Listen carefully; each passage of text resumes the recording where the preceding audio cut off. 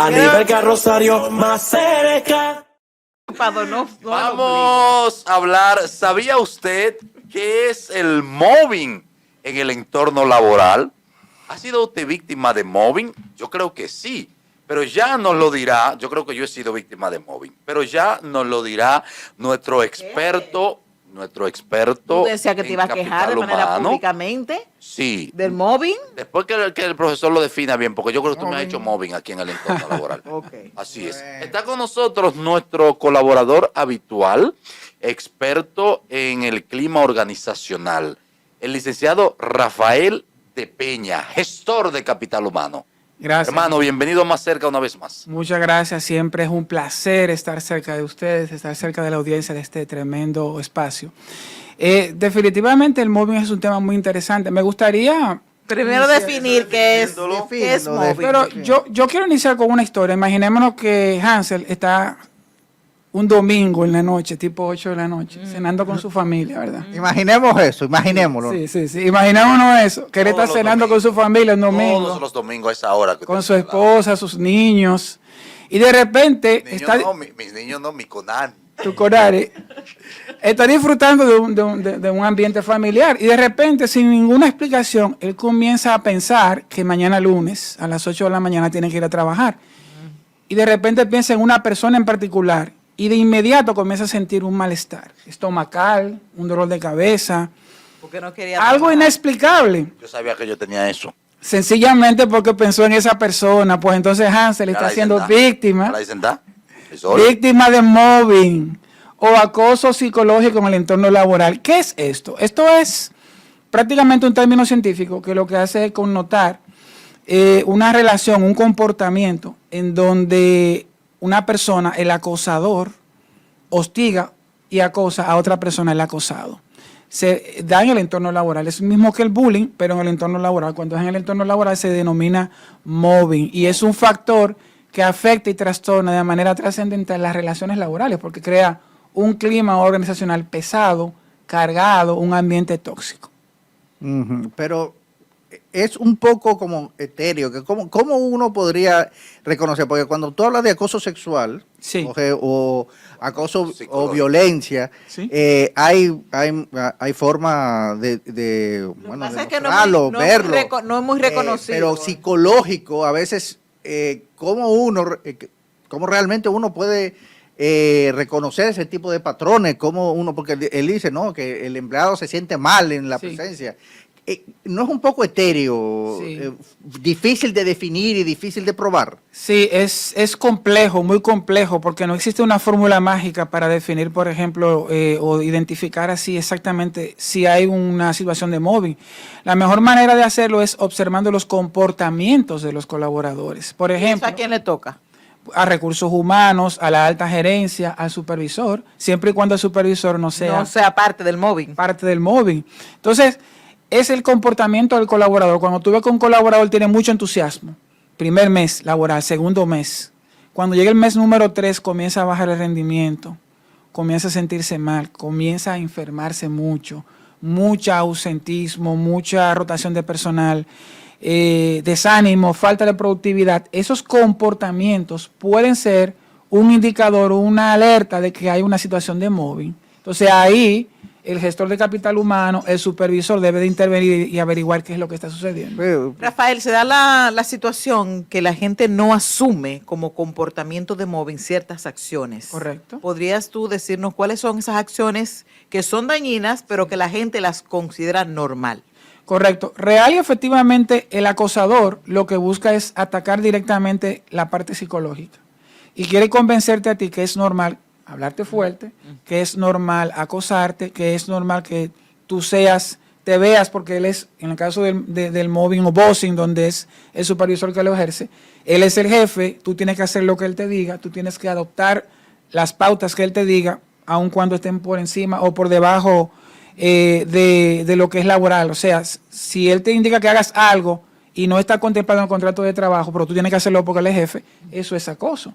Entonces, lo primero es, no podemos permitir que nos hablen fuerte, no podemos permitir que nos indiquen que no hacemos bien nuestro trabajo si es mentira. Que nos llamen la atención en público. Que nos llamen la atención en público. Para llamar la atención se llama en privado y para reconocer se hace en público. Cuando un supervisor usa palabras peyorativas que te destruyen, atacan directamente tu moral y tu ética, él está haciendo una conducta de mobbing, ejerciendo el acoso psicológico. Entonces, cuando yo veo eso, entonces sí, yo digo, mira, estoy siendo acosado, entonces busco la manera de que me ayuden, de que me apoyen, busco soporte en recursos humanos, ayuda terapéutica. Pero ¿dónde se pone la querella? Es lo que me toca preguntar ya. ¿Dónde se pone la querella? ¿Para que tú la pongas? ¿Para que ponga tu querella? A poner mi querella. Sí. Mira, se supone que gestión de capital humano es el gendarme, es el llamado a intervenir este tipo de cosas. Los conflictos laborales existen. Sí. Pero cuando hay un conflicto y ni recursos humanos ni la gerencia intervienen, eso quiere decir que hay un clima de mobbing. Correcto. Entonces, yo cuando sé y siento que estoy siendo acosado, tengo que ir a recursos humanos. Primero, mi supervisor inmediato, si él no es el acosador. Si el acosador mío es mi supervisor inmediato, a gestión humana. Si gestión humana no hace nada, escalo a la gerencia general o a la presidencia. Y si ninguno de ellos lo hace, busco ayuda terapéutica.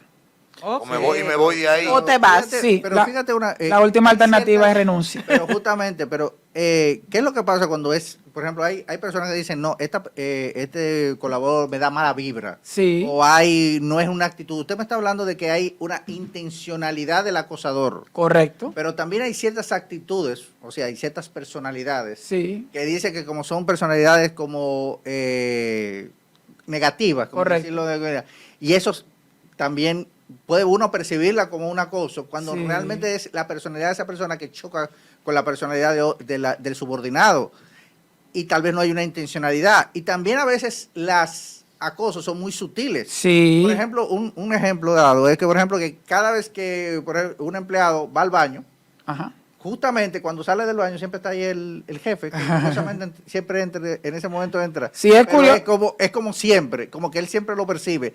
Ese tipo, como esa presencia de que Sí. como que siempre lo están vigilando. Sí. A lo mejor es que siempre le da lo mismo. Pero también, ¿cómo tú pruebas? Porque Ahí voy. Hay algo importante que señalaste.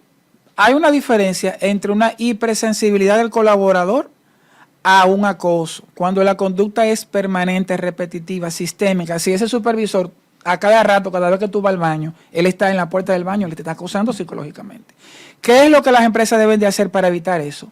Establecer controles, establecer descripciones de puestos, establecer parámetros de medición, indicadores de gestión.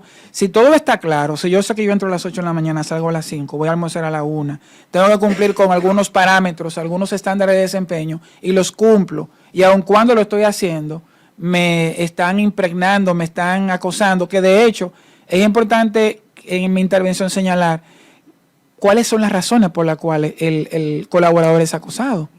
Entonces, quiero señalar que muchas veces las personas son acosadas porque el acosador envidia a la persona que acosa. Puede ser que envidie su brillantez, que se destaca. El acoso no necesariamente es el jefe, puede ser un compañero de trabajo que lo acose y hasta un subordinado. Por ejemplo, en una empresa en donde yo soy empleado de Marisol, pero yo fui recomendado por el presidente de la empresa. Muy fácilmente yo puedo acosar a Marisol psicológicamente para que me deje tranquilo, para que no me supervise, para que me deje hacer lo que yo quiera, porque yo quiero acomodar el ambiente laboral a lo que yo quiero hacer. Rafael Peña, ¿qué tan conscientes están los ejecutivos corporativos ¿Sí? en República Dominicana de la existencia, incluso ya por nombre, del tema del móvil? Me gustaría decirte que muy consciente, lastimoso y lamentablemente no es así. Mientras más grandes y más organizadas son las empresas, sí, pero no todas están conscientes de este mal que tiene años dañando las relaciones laborales en las empresas. Incluso lo interesante de todo esto es que las empresas buscan rentabilidad. Y ellos no saben, o sí saben, pero a veces se dan por no entendidos que la rentabilidad va asociada a empleados productivos. Empleados desmotivados por una cultura de mobbing son empleados no productivos y por ende empresas con números rojos. Rafael, cuando ese empleado está dañado emocionalmente, ¿quién debe pagar el psicólogo? ¿La empresa? Buena pregunta. Lo idóneo es, y desde el 2020 estamos hablando de este tema, es que haya un área de salud mental en la empresa. También. Sí, también. Pero aquí eso es una quimera. Una quimera, sí, Porque es un romance. Es un romance.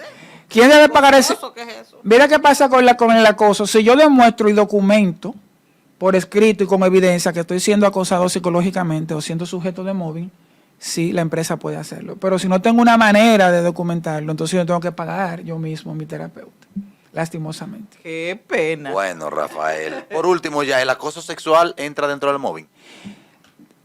Sí y no. Me explico rápidamente. A veces los acosadores sexuales, cuando los acosadores sexuales no logran su objetivo, pasan al acoso psicológico. O sea, es como la segunda parte. Si yo no logré lo que yo quería contigo, si no logré conseguir lo que yo quería, entonces ahora te hago la vida imposible.